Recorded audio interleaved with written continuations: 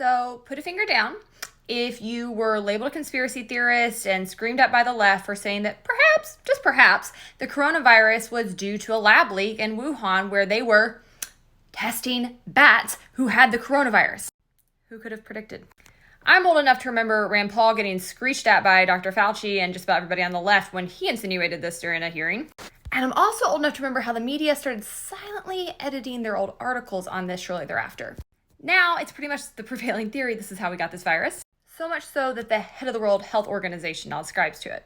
But that's not the only takeaway here. We can talk about why letting the government label things as disinformation is problematic, as evidenced by this kind of situation. But I also want to point to the bigger issue, which is animal testing. Because these practices we were funding in Wuhan were terrible on their own. But as I say in my article on the piece, we all deserve to know once and for all if our government and our tax dollars were responsible for this disaster. We need to end taxpayer-funded animal testing.